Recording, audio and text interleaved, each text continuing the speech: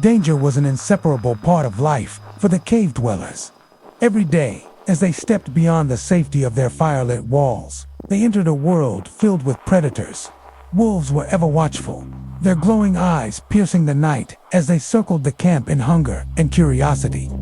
Bears, massive and unpredictable, could charge into a hunting party and scatter even the bravest men. Big cat lions and leopards stalked silently through the tall grass, their power hidden until it was too late. To face such dangers, the people relied on cooperation more than weapons.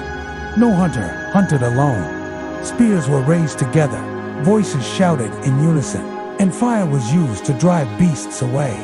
Even then, losses were inevitable. Sometimes a hunter did not return. His absence was felt in the silence of his place by the fire, in the weeping of his family, in the lowered heads of the tribe. Yet predators were not their only threat. Other humans could be as dangerous as wolves, perhaps more so.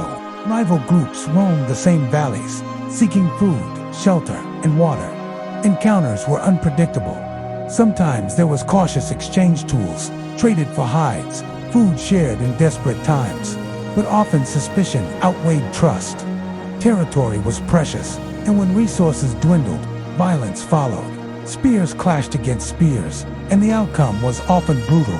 The survivors carried scars, not only on their bodies, but also on their memories. The people developed ways of marking their present symbols, carved into wood, stones placed in deliberate patterns, fires left burning at cave entrances. These were warnings, signs that a place was claimed.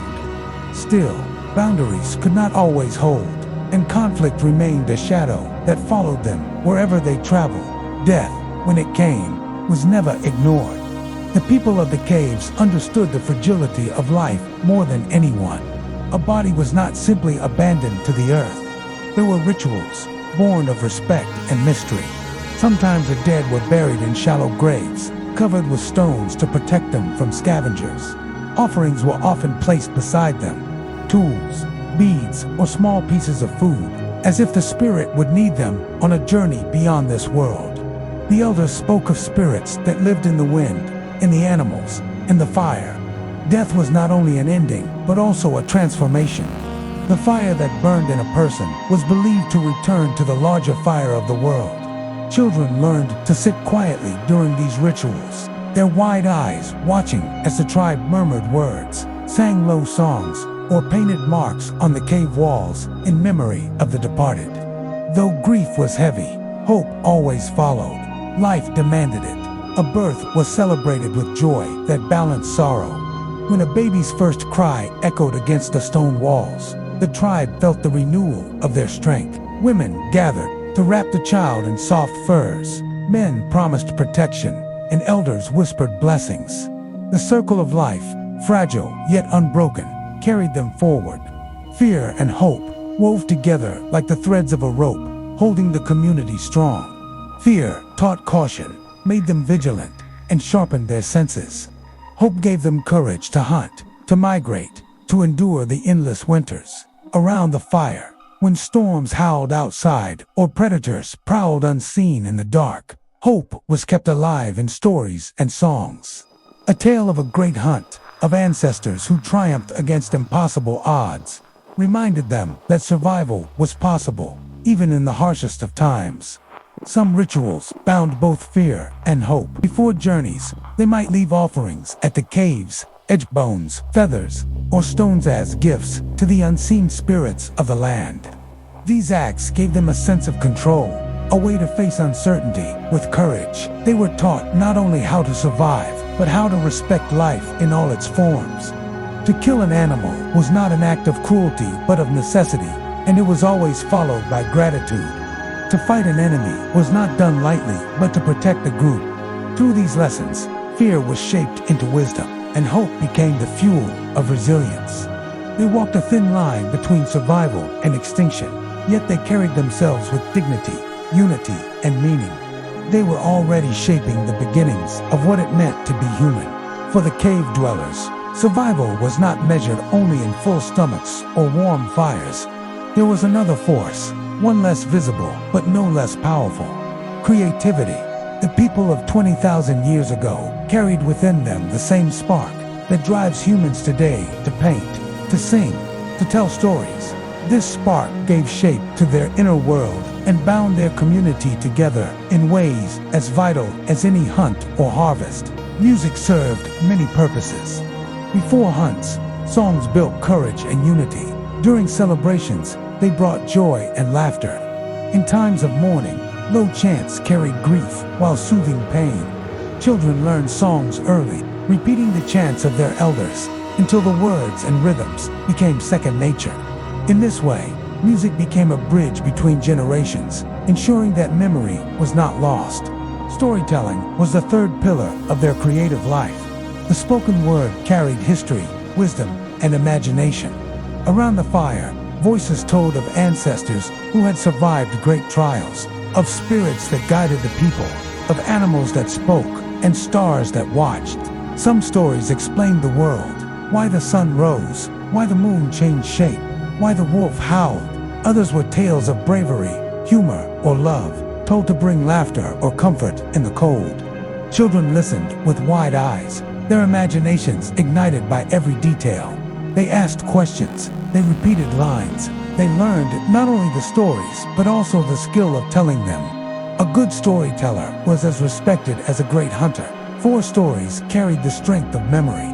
Without them, knowledge would vanish, and the spirit of the group would weaken. What is remarkable is that these acts of art, music, and storytelling were not luxuries. They were necessities. Just as fire kept the body alive, creativity kept the spirit alive. In the darkness of winter, when hunger gnawed and danger loomed, it was the painted walls, the beat of drums, and the words of stories that reminded the people of who they were. These expressions gave them meaning, identity, and hope. Creativity also strengthened community bonds. When they sang together, no one was alone. When they painted together, the walls told not the story of one, but of all. When they shared stories, each listener carried a piece of the tale, weaving a fabric of memory that belonged to the entire group. And in truth, it was timeless. The art, the music, and the stories of those cave dwellers still echo across the ages. They are found in the paintings that remain on stone, in the artifacts buried in the earth, in the very instincts we still carry. The urge to create, to share, to remember. These ancient acts remind us that survival was never only about the body. To be human was, and always will be, to nourish the soul. For generations, the cave dwellers lived in valleys, forests, and mountains they knew well. But the earth was never still. Seasons shifted, rivers changed course, herds moved, and sometimes the land itself pushed the people onward. Drought, harsh winters, or the dwindling of game could force an entire group to leave the caves they called home. Migration was not always a choice. Often, it was survival. When groups set out to find new lands, they carried little but what they could: bare stone tools, fire-starting kits, skins for warmth, and the memory of their ancestors' stories. Children were strapped to their mothers' backs, while elders leaned on carved staffs. Together, they walked through forests, across plains, or along riverbanks, their eyes scanning for signs of shelter, food, or danger. The journey itself was a test of endurance, but it was also a passage of discovery. Each migration opened doors to new landscapes and, often, new peoples. Encounters with other tribes were moments of both fear and possibility. At times, two groups meeting for the first time saw one another as rivals, competing for the same land or resources. Tension could rise quickly, spears raised, voices shouting warnings, bodies ready for conflict. Yet, not every meeting ended in violence. Some groups recognized the benefit of peace.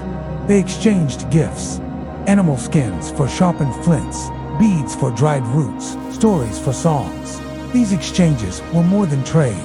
They were the beginning of cultural sharing, where one group's knowledge became another's survival tool.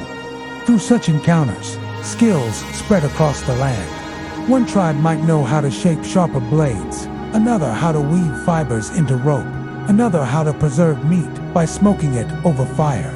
Over time, these techniques passed from group to group, carried like treasures in memory and practice.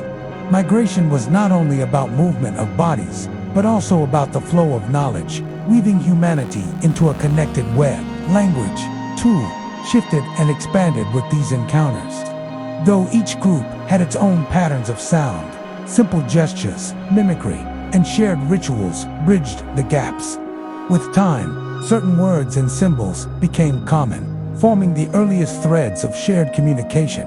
This blending of tongues was slow, but it laid the foundation for greater cooperation, storytelling, and the eventual flowering of languages that would one day shape civilizations. Innovation was the quiet fire that slowly reshaped the lives of the cave dwellers. At first, they survived only with what nature gave them: stone for cutting, wood for burning, skins for warmth. But as centuries passed, their minds grew sharper and their hands more skilled. They were no longer just at the mercy of nature. They began to shape it. Stone tools, once rough and crude, became finely crafted. A sharper edge meant a quicker hunt, less waste, and more time to rest. Spears tipped with flint could pierce deeper, ensuring survival against larger beasts. Scrapers turned hides into softer clothing, and needles carved from bone allowed women to stitch furs together, creating garments that wrapped tightly against the cold. These small improvements, almost invisible in the moment, were steps toward a new way of living. Over time, these innovations wove together. Better tools led to better hunting. Better hunting meant more food. More food allowed families to grow stronger and communities to expand. With strength came exploration, and with exploration came knowledge. Every new discovery pushed them further from mere survival toward mastery. Yet even with these advances, they never lost their bond with nature. The people still sang to the spirits, painted their caves, and held ceremonies to honor the cycles of life. Innovation did not erase their reverence, it deepened it. For with every new tool and every new fire, they felt the world speaking to them, inviting them to learn, to grow, and to create. Looking back, it is humbling to see how far those cave dwellers have carried us. From the first spark of fire to the tallest cities of today. From the painted walls of stone to the glowing screens we now hold. It all began with their courage, their creativity, and their will to survive. They were not primitive, they were pioneers, lighting the path that humanity still walks. And now, dear listener, our journey through the caves comes to an end. We have walked beside our ancestors, felt the weight of their struggles, the joy of their celebrations, and the wonder of their discoveries. Their story is not separate from ours, it is the root of who we are. Each of us carries within our bones the memory of firelight, the echo of drums, the vision of painted walls. As you drift into rest tonight, remember, the story of humanity is a story of resilience, of hope, and of connection. From the darkness of the caves to the light of the present, we are part of a chain unbroken, bound by the same dreams that guided them under ancient skies. Thank you for listening to this tale. Please like this video and subscribe to the channel for more gentle journeys into history and imagination. Your support helps us keep these stories alive, carrying the flame of the past into the present. Until we meet again, may your nights be calm, your dreams bright, and your heart full of gratitude. Goodbye, dear friend, and may you rest well.